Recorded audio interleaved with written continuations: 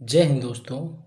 हम लोग UP triple S C पेट के लिए भारतीय राष्ट्रीय आंदोलन कंप्लीट कर रहे थे। भारतीय राष्ट्रीय आंदोलन की पहली क्लास हो चुकी थी, ये दूसरी क्लास है। हमने कहा था 3 वीडियो में पूरा कंप्लीट कर देंगे, बहुत अच्छे से पूरा थ्योरी सेक्शन। देखिए पहली क्लास में हम लोगों ने कांग्रेस का गठन पूरा 1885 इसको डिटेल में बताया था, बंगाल विभाजन और सूरत अधिवेशन, यहाँ तक हमने कंप्लीट किए थे। देखो ये बिल्कुल पूरा मतलब भारतीय राष्ट्रीय आंदोलन का कंप्लीट सिलेबस है। इसमें कुछ टॉपिक बीच में नहीं लिखे गए हैं, बाकी वो नोट्स में सारे सम्मिलित हैं। जैसे इसमें बंगाल विभाजन के बाद सूरत अधिवेशन नहीं लिखा हुआ है, 1907 की घटना, इसके बाद ये सब कुछ आपको उसमें देखने को मिलेगा। अब देखिए कि इस वीडियो में हम लोग क्या कंप्लीट करेंगे। तो देखिए यहाँ तक तो हमने आप लोगों को कंप्लीट कराया था, बंगाल विभाजन सूरत अधिवेशन तक। इसके बाद हम लोग इसमें देखेंगे दिल्ली दरबार जो 1911 में हुआ, फिर गदर पार्टी 1913 में, फिर प्रथम विश्व युद्ध 1914 में, फिर गांधी जी का आगमन, फिर लखनऊ समझौता 1916, फिर होम रूल 1916, चंपारण, अहमदाबाद, खेड़ा सत्याग्रह, रोलेट एक्ट, जलियांवाला बाग, खिलाफत आंदोलन और असहयोग आंदोलन। तो हम लोग कहाँ तक जाएंगे? असहयोग आंदोलन, यहाँ तक पूरा कंप्लीट करेंगे। तो काफ़ी यूनिट है इसमें। इसके बाद हम लोग आगे का एक नेक्स्ट वीडियो में 3 वीडियो में यानी पूरा कंप्लीट हो जाएगा। तो चलिए वीडियो को हम लोग शुरू करते हैं। बता दें जितने लोग भी चैनल पे नए हैं वो लोग चैनल को सब्सक्राइब करके जरूर रखिएगा, ताकि जब वीडियो बनाए उनका नोटिफिकेशन आपको मिल जाए। तो हम लोगों ने सूरत अधिवेशन तक कंप्लीट कर दिया था 1907 तक। अब 1907 के बाद की जो घटना हम लोग देखते हैं। अच्छा, पीडीएफ के लिए हमने आप लोगों को बताया कि पीडीएफ इसकी अवेलेबल हो जाएगी, एप्लीकेशन पे अवेलेबल करा देंगे, ठीक है। डिस्क्रिप्शन और कमेंट सेक्शन में आप लोगों के लिए टेलीग्राम और एप्लीकेशन का लिंक लगा दिए हैं। जीएस रिव्यू के नाम से एप्लीकेशन है, तो वहां से आप लोग कर लीजिएगा डाउन। अब देखिए सबसे पहले समझ लीजिए कि जब हम लोगों ने सूरत अधिवेशन तक 1907 तक की घटना पढ़ी थी पिछले वीडियो में, अब देखते हैं 1908। तो 1908 में बम कांड और षड्यंत्र ये चीजें भी बीच में हुई थी। जैसे पहला जो बम कांड था मुजफ्फरपुर बम केस 1908 में हुआ था। इम्पोर्टेंट इसलिए हो जाता है कि इसमें खुदीराम बोस और प्रफुल्ल चाकी इनको क्या की गई थी, ये गिरफ्तारी और फांसी इनको दी गई थी। अब देखिए तो इन्हीं से क्वेश्चन आपसे पूछता है। तो ये घटना 30 अप्रैल 1908 को मुजफ्फरपुर बिहार में घटित हुई थी। किसके द्वारा? तो खुदीराम बोस और प्रफुल्ल चाकी ने मुजफ्फरपुर यानी बिहार में क्रूर ब्रिटिश जज डगलस किंग्सफोर्ड, किसका? डगलस किंग्सफोर्ड की हत्या करने का प्रयास किया था। किसने? तो खुदीराम बोस और प्रफुल्ल चाकी ने। इन्होंने किंग्सफोर्ड की गाड़ी समझ करके बम फेंका था, लेकिन उस गाड़ी में 2 ब्रिटिश महिलाएं निकली थी, मिसेज कैनेडी और उनकी बेटी, और उनकी मौत हो गई थी। जब दोनों की मौत हो गई तब क्या हुआ? प्रफुल्ल चाकी ने सोचा कि अब हमें ब्रिटिश सरकार गिरफ्तार कर लेगी, तो उनसे बचने के लिए उन्होंने खुद को ही गोली मार ली थी। जो आप इस बैनर में देख सकते हैं, इसमें देख सकते हैं कि ये प्रफुल्ल चाकी थे, तो जो इन्होंने खुद को गोली मार ली थी, ठीक है। और खुदीराम बोस को तो पुलिस ने उन्हें गिरफ्तार कर लिया था, उन पर मुकदमा चलाया और 11 अगस्त सन 1908 को उन्हें मुजफ्फरपुर सेंट्रल जेल में फांसी दे दी गई थी। घटना है 30 अप्रैल 1908 को उनको फांसी दी गई, 11 अगस्त 1908 को। ये पहले भारतीय व्यक्ति थे जो सबसे कम उम्र के थे, जो स्वतंत्रता सेनानी थे, जो शहीद हुए थे। तो इस बात को आपको अच्छे से याद रखना है। क्वेश्चन आपके यहाँ से पूछेगा कि किसने डगलस किंग्सफोर्ड पे हमला किया था? तो खुदीराम बोस और प्रफुल्ल चाकी ने किया था, जिसमें प्रफुल्ल चाकी ने खुद को गोली मार ली थी और ये खुदीराम बोस को गिरफ्तार कर लिया गया था और 11/8/1908 को उनको फांसी दी गई थी। ये आपने घटना देख ली मुजफ्फरपुर बम केस की। अब देखते हैं अलीपुर बम केस की, ठीक है। देखिए बहुत सटीक नोट्स है, आपको इधर उधर पढ़ने की जरूरत पड़ेगी नहीं, ठीक है। बहुत अच्छे से नोट्स को तैयार किया गया है। अब देखिए अलीपुर बम केस की जब हम लोग बात करते हैं, ये घटना भी 1908 में ही होती है। ये कहाँ पे होती है? इसको 2 नामों से जाना जाता है, मणिक टोला बम कांड या मुरारीपुर षड्यंत्र के नाम से जाना जाता है। तो ये आपको एग्जाम में अगर अलीपुर ना आए, अगर आ जाए मुरारीपुर षड्यंत्र या मणिक टोला बम कांड, तो आप समझ लेना अलीपुर केस को ही बता रहा है। ये अरविंद घोष और उनके भाई बरिंद्र घोष के द्वारा ये घटना घटित की गई थी। ये आप फोटो में देख सकते हैं। अब क्या हुआ था, इसमें अरविंद घोष तो बरी भी हो जाते हैं। अब देखिए घटना क्या थी कि मुजफ्फरपुर हमला के बाद, जो ऊपर हमने आपको घटना बताई, ठीक है, उसके हमला के बाद पुलिस ने कलकत्ता यानी जो अब कोलकाता है उसके मणिक टोला और मुरारी पुकुर में गुप्त ठिकाने पर छापा मारी थी। 2 मई 1908 को श्री अरविंदो समेत करीबन 39 से 50 क्रांतिकारियों को पकड़ा था, जिसमें सजा के क्या हुई थी, तो सबूतों की कमी के कारण अरविंद घोष को क्या कर दिया गया था, बरी कर दिया गया था। और अलीपुर जेल में कन्हैया लाल दत्त और सत्येंद्र बोस को उन्होंने फांसी दे दी थी। तो 2 लोगों को इसमें फांसी दे दी गई थी और इनको बरी कर दिया गया था। तो ये घटना कब हुई थी, तो ये 2 मई 1908 की है। तो इसको आपको सन याद रखना है, ठीक है। चलिए अब देखते हैं 1908 तक हम लोगों ने देख लिया। अब देखते हैं 1911 की प्रमुख घटना। 1911 क्या होता है, तो 1911 में 3 चीज़ें आपको याद रखनी है। पहली, दिल्ली दरबार लगा था। दूसरा, बंगाल विभाजन रद्द हुआ था, वही बंगाल विभाजन जो 1905 में हमने आपको पढ़ाया था, ठीक है। तीसरा, नए प्रांत बने थे कुछ। अब देखिए तीनों घटनाओं को हमें क्रम से अच्छे से देखना है। दिल्ली दरबार 12 दिसंबर 1911 को लगा, ठीक है। किंग्स 4 पंचम और क्वीन मैरी की उपस्थिति में दिल्ली दरबार लगाया गया। फोटो आप देख सकते हो। हालांकि आप एक चीज़ और याद रखिएगा कि टोटल 3 बार दिल्ली दरबार इनके समय पे लगा था। पहला लगा था 1877 में लिटन के समय, 1903 में कर्जन के समय और 1911 में लॉर्ड हार्डिंग के समय दिल्ली दरबार लगाया गया था, ठीक है। तो ये तीनों आपको याद रखने पूछता है एग्जाम में। इसमें ये बात हुई थी कि राजधानी है जो उसको कलकत्ता से अब दिल्ली बना दी जाए, ये बात कही गई थी। दिल्ली दरबार जो 12 दिसंबर 1911 को संपन्न हुआ, लगाया गया था चार्ज पंचम और क्वीन मैरी की उपस्थिति में, ठीक है। टोटल 3 बार दिल्ली दरबार लगा। तो इसमें यही बात कही गई कि कलकत्ता से राजधानी अब स्थानांतरण करके हम लोग क्या करेंगे, दिल्ली बनाई जाएगी, ये बात की घोषणा करी गई। दूसरा हुआ कि बंगाल विभाजन रद्द कर दिया गया। 1905 में बंगाल विभाजन हुआ था, ठीक है। उसमें हमने बताया था कि जिस पूर्वी और पश्चिमी बंगाल को बांटा गया था हिंदू और मुस्लिम जनसंख्या बहुल क्षेत्रों के आधार पे, अब उसको क्या किया जा रहा है, 6 साल के बाद 1905 में विभाजित किया गया। 1911 में क्या किया गया, बंगाल विभाजन आंदोलन को रद्द कर दिया गया था। बंगाल विभाजन को क्या कर दिया गया था, रद्द कर दिया गया था। और तीसरे नंबर पे नए प्रांत कुछ गठित करे गए। जो बंगाल विभाजन को रद्द किया गया, आप ये अच्छे से जानते होंगे कि बंगाल उस समय के बंगाल जो था, कब का, 1911 का, ब्रिटिश समय का बंगाल था। उसमें सिर्फ बंगाल नहीं आता था, उसमें बिहार आता था, उड़ीसा आता था, पश्चिम बंगाल आता था। ये जो पूरा आप मैप देख रहे हो, ये पूरा बंगाल है। अब इसको 3 राज्यों में डिवाइड करा गया था। उत्तरी राज्य था वो बना था बिहार, पूर्वी राज्य को बंगाल बनाया गया और नीचे वाले जो दक्षिणी राज्य को था उसको उड़ीसा बनाया गया था। ये 3 राज्यों में इसको डिवाइड कर दिया गया था। बंगाल, बिहार और उड़ीसा अलग प्रांत बनाने की घोषणा कर दी गई थी। तो ये भी क्वेश्चन अगर आपसे पूछे तो बिल्कुल इत्मीनान से इसको आप बता देना कि नए 3 राज्य बनाए गए थे 1911 में ही। बंगाल को 3 भागों में डिवाइड करा गया था, बिहार, उड़ीसा और बंगाल। चलिए यहाँ तक आप अच्छे से समझ गए होंगे। अब 1911 के बाद 1913 की घटना आती है। देखिए जितना इम्पोर्टेंट है वो सारा हम करवा रहे हैं। 1912 में कुछ खास हुआ नहीं, इसलिए हमने उसको स्किप कर दिया। 1913 में गदर पार्टी की स्थापना होती है, ठीक है। इसका गठन 1913 में हुआ था। सैन फ्रांसिस्को में इसका मुख्यालय बनाया गया। स्थापना लाला हरदयाल सिंह और सोवन सिंह भाखना के द्वारा की गई थी। जो इम्पोर्टेंट है यही आपसे पूछता है कि गदर पार्टी की स्थापना 1913 में किसके द्वारा की गई, तो लाला हरदयाल सिंह और सोवन सिंह भाखना के द्वारा की गई थी। प्रमुख नेता इसमें लाला हरदयाल, करतार सिंह सारभा, भाई परमानंद और रामचंद्र इसके प्रमुख नेता के रूप में रहे थे। अच्छा, इसका उद्देश्य क्या था गदर पार्टी स्थापना करने का, तो जो इसका उद्देश्य सिर्फ इतना था कि गदर पार्टी भारत में ब्रिटिश शासन को समाप्त करने के लिए भारतीयों द्वारा आयोजित एक अंतर्राष्ट्रीय राजनीतिक आंदोलन था। क्यों अंतर्राष्ट्रीय था, इसकी स्थापना ही सैन फ्रांसिस्को में की गई थी। तो ये बात आप याद रखिएगा। तो इसके लिए इम्पोर्टेंट क्या हुआ, तो इम्पोर्टेंट सिर्फ इतना हुआ कि स्थापना 1913 में हुई, मुख्यालय सैन फ्रांसिस्को में है, स्थापना लाला हरदयाल सिंह और सोवन सिंह भाखना के द्वारा की गई। यहाँ तक आपने समझा। अब हम लोग देखते हैं आगे। हाँ, ये बैच से रिलेटेड जानकारी है। हम आपको बता दें कि टोटल आपको इसमें 3 बुकलेट है। 2 बुकलेट तो ये है, एक करंट अफेयर की अलग से आपको प्रोवाइड हो जाएगी PDF।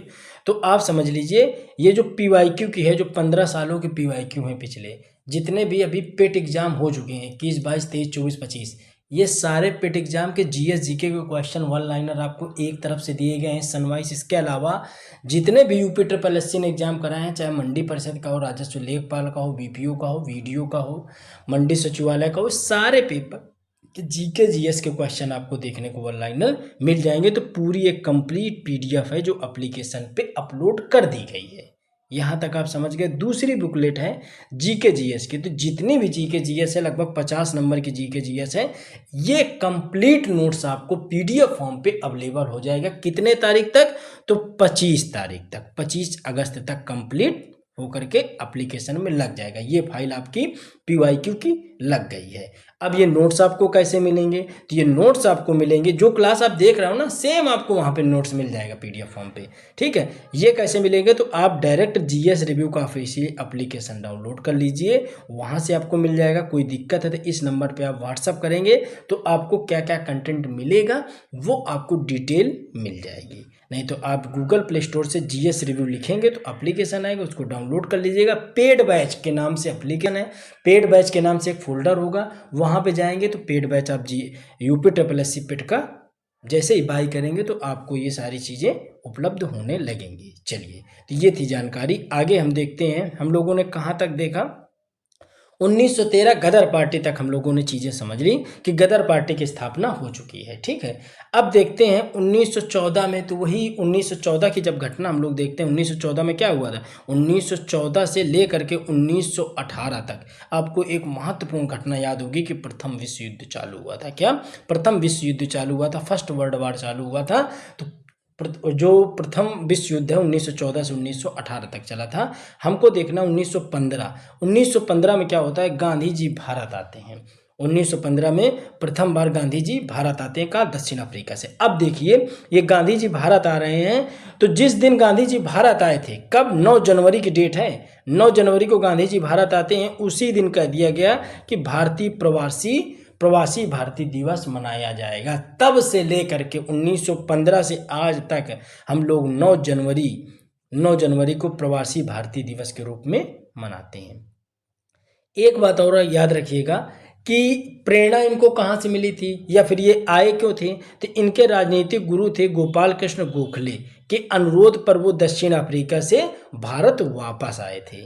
किसके?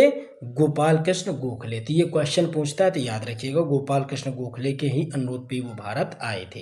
ठीक है, गांधी जी ने वहाँ करीबन 21 साल का समय बिताया था। ठीक है, और सत्याग्रह सफल प्रयोग भी उन्होंने किया था। तो ये आपके लिए इंपॉर्टेंट है। किसके अनुरोध पे आए थे? तो गोपाल कृष्ण गोखले। जैसे अभी आप चंपारण वाला पढ़ोगे ना कि चंपारण में जो नील की खेती थी तो उनको जो बिहार बुलाया था, तो किसने बुलाया था?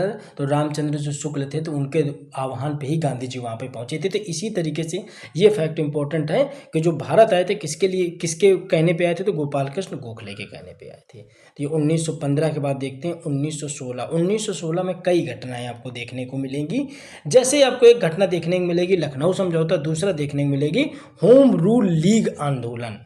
ठीक है, लखनऊ समझौता देखते हैं। तो सबसे पहले देखते हैं लखनऊ समझौता। तो लखनऊ समझौता किसके बीच हुआ था? तो देखिए, लखनऊ समझौता भारतीय राष्ट्रीय कांग्रेस और दूसरा मुस्लिम लीग, दो पार्टियों के बीच हो रहा है। भारतीय राष्ट्रीय कांग्रेस और मुस्लिम लीग के बीच हो रहा है। भारतीय राष्ट्रीय कांग्रेस का नेतृत्व किया था बाल गंगाधर तिलक ने, इन्होंने किया था बाल गंगाधर तिलक ने। और मुस्लिम लीग का नेतृत्व किया था मोहम्मद अली जिन्ना ने। तो दो लोगों के बीच लखनऊ समझौता 1916 में हुआ था। भारतीय राष्ट्रीय कांग्रेस और मुस्लिम लीग, ये दो संगठन थे, इन्हीं के बीच में समझौता हो रहा है। भारतीय राष्ट्रीय कांग्रेस का नेतृत्व बाल गंगाधर तिलक कर रहे हैं और मुस्लिम लीग का मोहम्मद अली जिन्ना कर रहे हैं। समझौता क्या हुआ? तो कांग्रेस ने अल्पसंख्यक यानी मुसलमानों के लिए प्रांतीय विधानसभा में सीटों के आरक्षण और पृथक निर्वाचन की बात मान ली थी। ये बात इसमें मुख्य निकल के आई थी। प्रमुख भूमिका के रूप में मोहम्मद अली जिन्ना और बाल गंगाधर तिलक इस समझौते के मुख्य सूत्रधार थे। सरोजनी नायडू ने जिन्ना को हिंदू मुस्लिम एकता का राजदूत भी कहा था। तो ये स्टेटमेंट अगर आपसे पूछ ले कि हिंदू मुस्लिम एकता का राजदूत किसे कहा जाता है, तो मोहम्मद अली जिन्ना को कहा जाता है। किसने कहा था? तो सरोजनी नायडू जी ने कहा था। ठीक है, कांग्रेस का पुनर्मिलन भी इसमें हुआ था, यानी कि जो नरम दल और गरम दल में जो डिवाइड हो गया था कांग्रेस, तो वो इसमें क्या होता है, दोबारा यहाँ पे मिल भी जाते हैं। ठीक है, तो इतना आपको याद रखना है लखनऊ समझौता। अब हम लोग देखते हैं होम रूल लीग आंदोलन। तो ये आंदोलन का क्या तात्पर्य था, क्यों किया गया? तो देखो, इसकी स्थापना 2 जगहों पे इस आंदोलन की गई थी। 1916 में हो रहा है, लेकिन डेट अलग होंगी। कोई आंदोलन अप्रैल में होगा, कोई आंदोलन सितंबर में होगा। 2 जगहों पे इस आंदोलन को ऑर्गेनाइज करा जा रहा है। पहला है अप्रैल 1916 में बेलगांव में ये हुआ, पुणे में स्थापना इसकी हुई। ठीक है, स्थापना की बाल गंगाधर तिलक ने। इसमें नारा जो इनका बाल गंगाधर तिलक का बहुत फेमस एक नारा है, स्वराज हमारा जन्म सिद्ध अधिकार है और मैं इसे लेकर रहूंगा। यह किसका नारा है? तो बाल गंगाधर तिलक का है। ये बात आप याद रखिएगा। तो अप्रैल 1916 में बेलगांव पुणे में जो स्थापना करी थी होम रूल लीग की, बाल गंगाधर तिलक ने करी थी। सितंबर 1916 में मद्रास यानी अड्यार में एनी बेसेंट ने स्थापना करी थी। तो 2 जगहों पे स्थापना हुई। बाल गंगाधर तिलक करते हैं अप्रैल में, पुणे में करते हैं, बेलगांव में करते हैं होम रूल लीग की स्थापना। और एनी बेसेंट कहाँ पे करती हैं? तो एनी बेसेंट मद्रास अड्यार में करती हैं। आप एनी बेसेंट की पत्रिका जानते होंगे, समाचार पत्रिका न्यू इंडिया और कॉमनवेल्थ है, जो इंपॉर्टेंट है, एग्जाम में आपसे पूछी भी जाती हैं। अच्छा, होम रूल लीग स्थापना का मुख्य उद्देश्य क्या था? ये दोनों जगह स्थापना करी गई। इसकी स्थापना का मुख्य उद्देश्य क्या था? तो इसकी स्थापना का मुख्य उद्देश्य यह था कि जो ब्रिटिश साम्राज्य के अधीन रहते हुए संवैधानिक तरीके से भारत के लिए सुशासन और डोमिनियन स्टेट प्राप्त करना यहाँ पे इनका मुख्य गोल था। तो ये आपने देखा होम रूल लीग की स्थापना 1916। अब देखते हैं 1917। यहाँ से गांधी जी का, हालांकि गांधी जी इंडिया 1915 में आ गए। अब गांधी जी का प्रथम जो आंदोलन होता है, गांधी जी जिस पे इन्वॉल्व होते हैं, जिस आंदोलन को लेकर के, वो पहला आंदोलन गांधी जी का यहाँ से प्रारंभ हो रहा है, चंपारण से। ठीक है, तो 1917 में चंपारण का आंदोलन होता है। देखिए, चंपारण 1917 में आंदोलन हुआ। कब हुआ? तो 1917 में। कहाँ हुआ? बिहार के चंपारण जिले में। महात्मा गांधी के नेतृत्व में यह पहला किसान आंदोलन था। किसके? महात्मा गांधी के नेतृत्व में ये पहला। हमने बताया कि गांधी जी का ये सबसे पहला आंदोलन माना जाता है जब वो इंडिया वापस आए थे 1915 के बाद से। गांधी जी को आमंत्रण किसने दिया था? यही बात हमने कही कि जब वो इंडिया 1915 में आए थे, तब किसके कहने पे आए थे? तो गोपाल कृष्ण गोखले। वो कौन थे? तो गांधी जी के राजनीतिक गुरु माने जाते हैं गोपाल कृष्ण गोखले, उन्हीं के कहने पे आए थे। अब गांधी जी चंपारण में जो सत्याग्रह कर रहे हैं, जो आंदोलन कर रहे हैं, वो किसके कहने पे कर रहे हैं? तो वो कर रहे हैं, एक वहाँ के किसान थे राजकुमार शुक्ल, इनके कहने पे उन्होंने आंदोलन किया था 1917 अप्रैल में। अप्रैल 1917 में वहाँ पे चंपारण पहुँचे थे और आंदोलन किया था। आंदोलन का कारण क्या था? तो आंदोलन का कारण था तिनकटिया प्रथा, यानी कि जबरन नील की खेती करवाना। ये एक आंदोलन का मुख्य काम था। अब देखो, तिनकटिया पद्धति में पूछता है किसानों को अपनी जमीन के 3/20वें हिस्से पे नील की खेती करनी थी। कहने का ये तात्पर्य था कि जैसे आपका ये पूरा पार्ट है, ठीक है, इसके 20 खंड कर दिए जाएं, 20 पार्ट कर दिए जाएं, तो आपको 3 पार्टों में क्या करनी है? नील की खेती करनी है। ठीक है, ये थी तिनकटिया पद्धति। 3 पार्टों में आपको नील की खेती करनी है। अगर 20 पार्ट हैं उसके, तो 3 पार्ट में आपको नील की खेती करनी है, 17 पार्ट में आप कुछ भी कर सकते हो। लेकिन सबसे बड़ी प्रॉब्लम ये थी, भारतीय नील की खेती कर भी सकते, लेकिन प्रॉब्लम सबसे बड़ी ये थी कि जहाँ पे नील की खेती कर दी जाती, जिस जगह पे नील उगा दी जाती, तो वो ज़मीन क्या हो जाती थी? धीरे धीरे बंजर हो जाती थी। इसलिए किसान वहाँ के डरते थे कि नील की खेती करना। ठीक है, तो ये आपने देखा। परिणाम इसके क्या हुए कि ब्रिटिश सरकार को झुकना पड़ा और जांच समिति बनी, जिसके तिनकटिया पद्धति को धीरे धीरे समाप्त कर दिया गया था। क्यों? क्योंकि गांधी जी ने क्या किया था? पूरा सत्याग्रह किया था चंपारण में जाकर के। ठीक है, तो इसके चलते तिनकटिया पद्धति, वही तिनकटिया पद्धति जो नील की खेती कितने भाग में? तो 3/20 भाग में। ये पूछा जाता है तो 3/20 भाग में किया गया था। ठीक है, तो ये आपके समझ में आ गया होगा। चलिए, अब अगला देखते हैं, अहमदाबाद मिल मजदूर आंदोलन। तो गांधी जी का पहला आंदोलन कौन है? तो पहला आंदोलन नील की खेती वाला, जो हमने आपको ऊपर बताया तिनकटिया पद्धति का। अब हम लोग देखते हैं अहमदाबाद मिल मजदूर आंदोलन।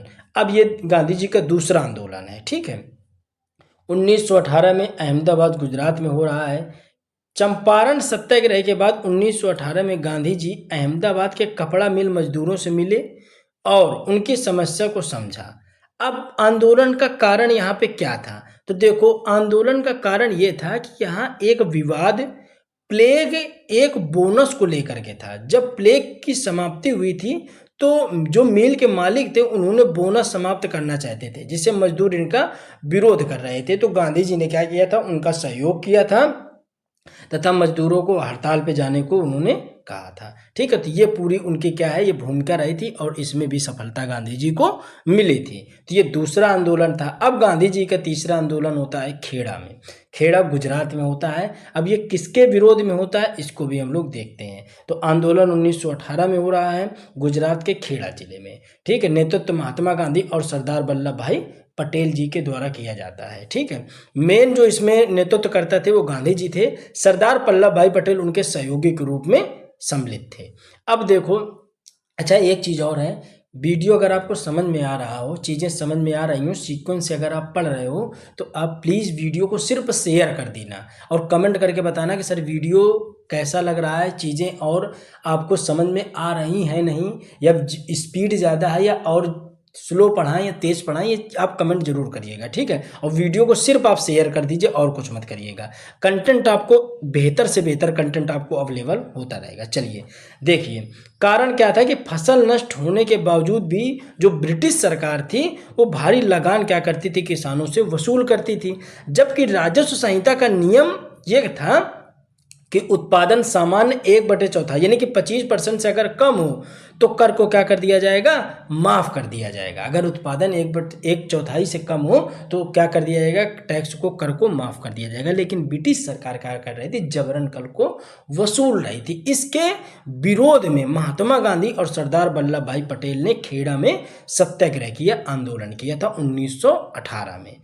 हुआ क्या उसमें कि महात्मा गांधी और सरदार वल्लभ भाई पटेल, गांधी जी ने आंदोलन की रूपरेखा तैयार करी थी और सरदार वल्लभ भाई पटेल ने जमीनी स्तर पे इस आंदोलन को संभालने का काम किया। आंदोलन में ये दो मुख्य नेता थे, लेकिन इसके अलावा भी मोहनलाल पांड्या, इंदुलाल याज्ञनिक और नरहरि पारिक जैसे इसमें लोग भी शामिल थे। तो ये भी जो आंदोलन था, ये भी आपने समझा, ये भी गांधी जी का सफल आंदोलन माना जाता है। अब हो गए 1918 तक आपने आंदोलन देख लिए। अब दो लोग देखने वाले हैं रॉलेट एक्ट। गांधी जी को 3 आंदोलन आपने ऊपर पढ़ लिए, अब देखते हैं रॉलेट एक्ट। ये घटना है 1919 की।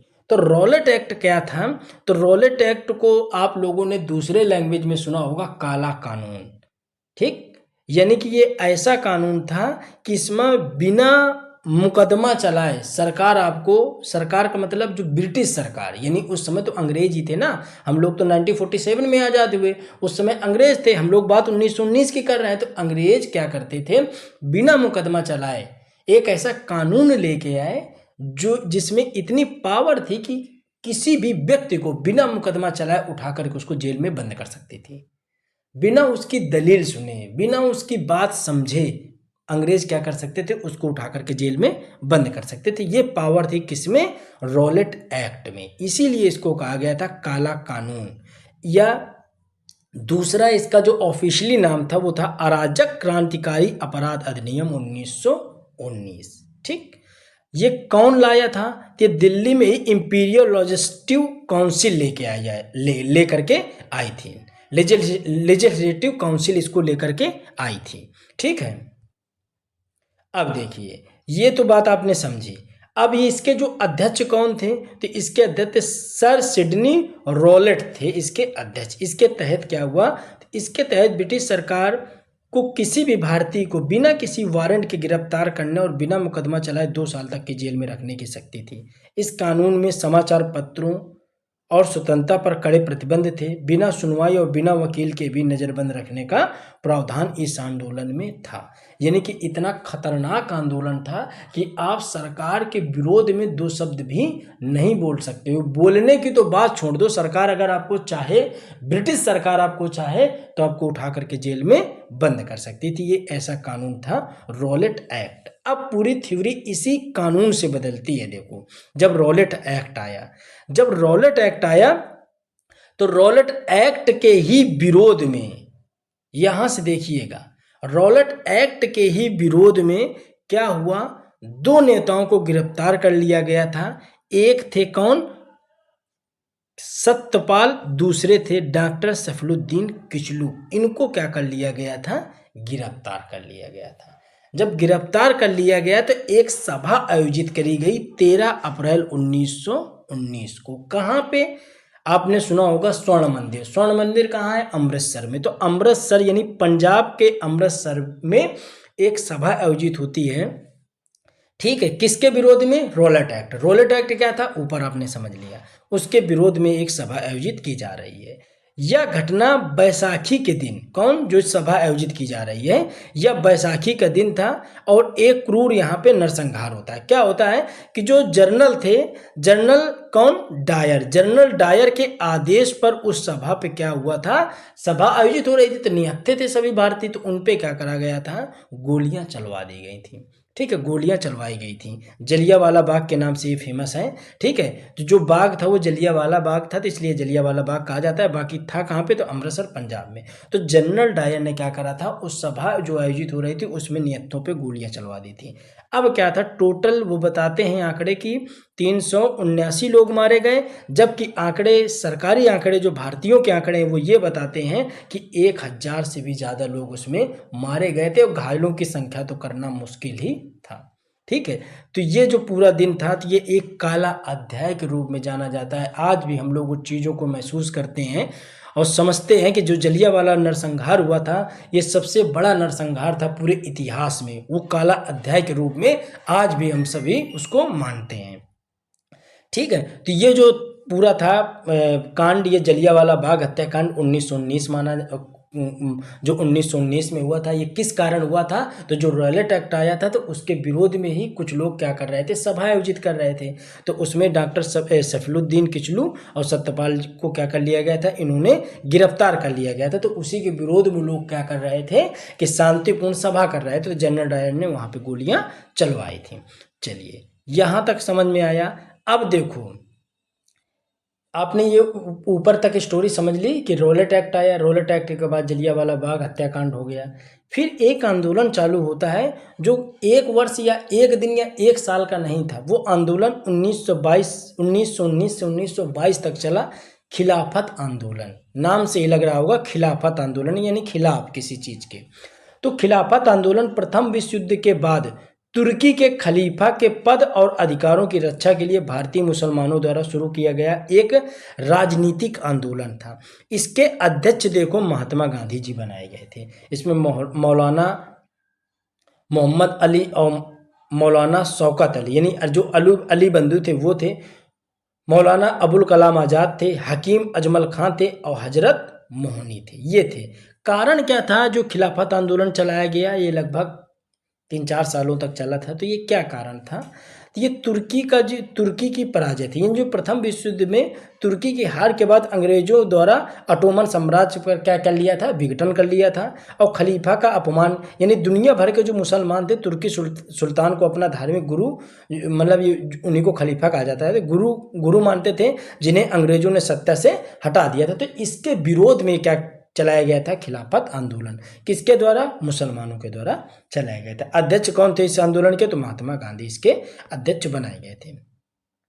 अब जब आपने खिलाफत आंदोलन देखा तो खिलाफत आंदोलन से ही जुड़ी हुई एक और चीज़ें आपको समझने की ज़रूरत है कि खिलाफत आंदोलन में आपने कारण समझ लिया, क्यों हुआ ये समझ लिया, आंदोलन के क्या प्रभाव निकल के आए थे, क्या प्रभाव निकल के आए थे। तो इसमें क्या हुआ था, जब ये आंदोलन हुआ था तो इस आंदोलन से असहयोग आंदोलन भी जुड़ गया था। और असहयोग आंदोलन नवंबर 1919 में दिल्ली में हुई अखिल भारतीय खिलाफत कॉन्फ्रेंस की अध्यक्षता में गांधी जी ने की थी। बाद में कांग्रेस के सहयोग से असहयोग आंदोलन में इसे बदल दिया गया था। ठीक है, तो असहयोग आंदोलन में भी इसको इन्वॉल्व कर दिया गया था। इसकी समाप्ति आप सभी जानते हैं, जब चौरी चौरा वाला केस हुआ था उसके बाद इसको समाप्त करा गया था। बाद में क्या हुआ था कि 1922 से 24 के बीच में जो तुर्की में मुस्तफ़ा कमाल पाशा के नेतृत्व में नई सरकार आने पर खलीफा के पद की पूरी तरह समाप्ति हो जाने की घोषणा कर दी गई थी और ये आंदोलन भी पूरी तरीके से समाप्त हो जाता है। अगर अब आपसे कोई ये पूछे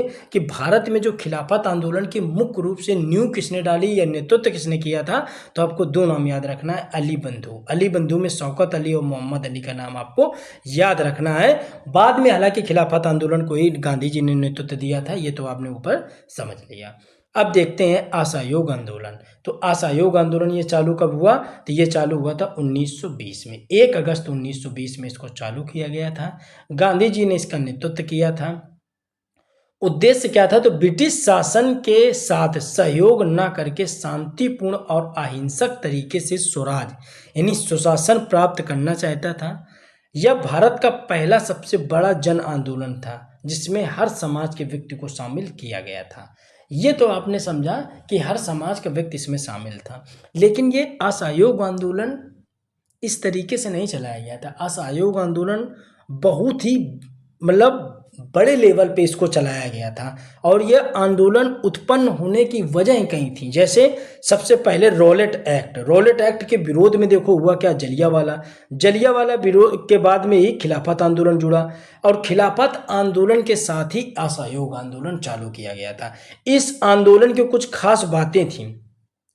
क्या खास बातें थी कि स्वदेशी वस्तुओं और खादी का प्रचार प्रसार तथा विदेशी कपड़ों की होली जला दी गई थी इसमें। ठीक है, विदेशी कपड़े फूंक दिए गए थे।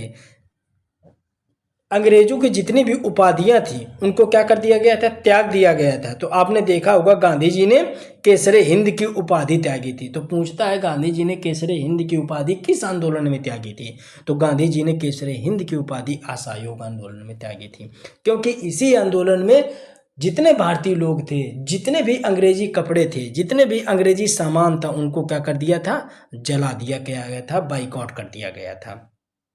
अंग्रेजों की सारी उपाधियां दे दी गई थी। सरकारी स्कूलों, कॉलेजों, अदालतों और विदेशी वस्तुओं, कपड़ों का पूर्ण बहिष्कार इस आंदोलन में किया गया था। यह आंदोलन धीरे धीरे करके चलता रहा। इसके बाद 5 फरवरी 1922 को उत्तर प्रदेश के गोरखपुर जिले में चौरी चौरा नामक स्थान पे हुई हिंसक घटना, जहां भीड़ ने थाने में आग लगा दी थी और उसमें लगभग 22 से 25 पुलिसकर्मी जल करके मर गए थे। तो इससे दुखी होकर के महात्मा गांधी ने फरवरी 1922 में, यानी कि 5 फरवरी को ये घटना हुई, उसी महीने गांधी जी ने 1922 में ही इस आंदोलन को अचानक वापस ले लिया था, यानी आंदोलन बंद कर दिया था।